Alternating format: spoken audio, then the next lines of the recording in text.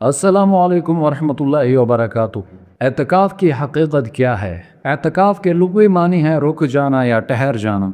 रूहानी तौर पर इसका मतलब है दुनिया के तमाम झगड़ों, कारोबार और रिश्तों को पीछे छोड़कर सिर्फ़ और सिर्फ अल्लाह तबारक व तआला का हो जाना। एतकाफ़ एक ऐसी इबादत है जिसमें इंसान का सोना, जागना और यहाँ तक कि खामोश रहना भी इबादत में शुमार होता है। और एतकाफ़ महबूब के घर पर डेरा डालने का नाम है। कुरान मजीद में अल्लाह तबारक व तआला सूरतुल बक़रा आयत नंबर 187 में फरमाते हैं, व अंतुम आकिफून फिल मसाजिद, तुम मस्जिदों में एतकाफ़ की हालत में हो। रसूलुल्लाह सल्लल्लाहु अलैहि वसल्लम की ज़िंदगी में हमारे लिए मुकम्मल बेहतरीन मिसालें हैं। आप अलैहिस्सलातु वस्सलाम ने मदनी ज़िंदगी में कभी एतकाफ़ नहीं छोड़ा। ये महज़ एक नफली इबादत नहीं बल्कि आप अलैहिस्सलातु वस्सलाम का मुस्तक़िल मामूल था। सही बुखारी 2026 और सही मुस्लिम 1171 में हज़रत आयशा रज़ियल्लाहु अन्हा से रिवायत है, रसूलुल्लाह सल्लल्लाहु अलैहि वसल्लम रमज़ान के आखिरी अशरे का एतकाफ़ फरमाया करते थे, यहाँ तक कि अल्लाह तबारक व तआला ने आप अलैहिस्सलातु वस्सलाम को वफ़ात अता फरमाई। एक बार आप अलैहिस्सलातु वस्सलाम एतकाफ़ न कर सके तो आप अलैहिस्सलाम ने शव्वाल के महीने में इसकी क़ज़ा फरमाए।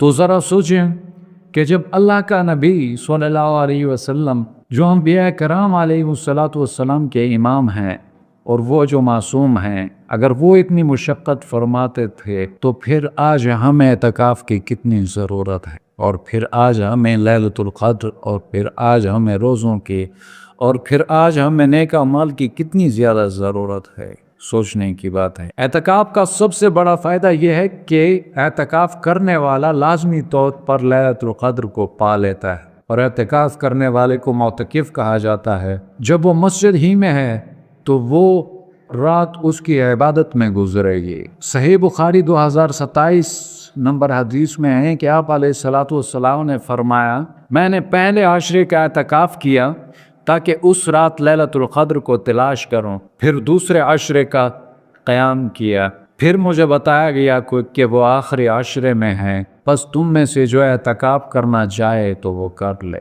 तो सोचने की बात है कि ये अल्लाह तबारक व तआला की तरफ से एक दावत नामा है कि आओ मेरे घर आ जाओ, मैं तुम्हें वो रात दूंगा जो ज़िंदगी भर की इबादत से बेहतर है। एतकाफ़ करने वाला गुनाहों से ऐसे बच जाता है जैसे गले में बंद इंसान दुश्मन से बचता है।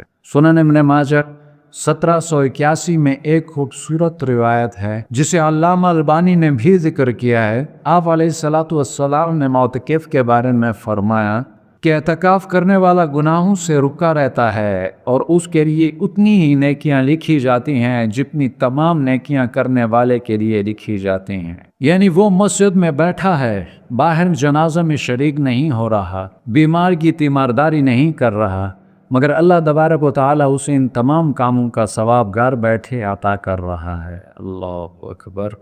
एतकाफ़ सिर्फ मस्जिद में बैठने का नाम नहीं बल्कि अपने मोबाइल फ़ोन, फजूल गुफ्तगू और दुनियावी सोचों से दूर होने का नाम है और सिर्फ अल्लाह तबारक व तआला को अपने दिल में बसाने का नाम है और रसूलुल्लाह सल्लल्लाहु अलैहि वसल्लम की सुन्नतों को अपने अमल में लाने का नाम है। रसूलुल्लाह सल्लल्लाहु अलैहि वसल्लम का तरीक़ा क्या था?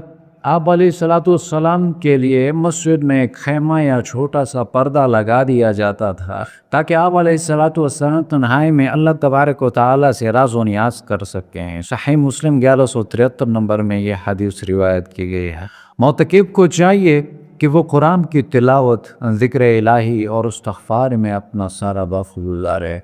अल्लाह तबारक व तआला में इस रमज़ान करीम में कम से कम एक बार सुन्नत एतकाफ़ की सआदत आसात नसीब फरमाया। यानी जो लोग नहीं बैठ सकते वो इन रातों में मस्जिद से दिल लगाएं, मोहब्बत करें। ऐ अल्लाह हमारी इस खलवत को अपनी जपवत का दरिया बना दे, हमें उन लोगों में लिख दे जिनसे तू राज़ी हो गया और हमें अपने दीदार के काबिल बना दे मेरे मौला।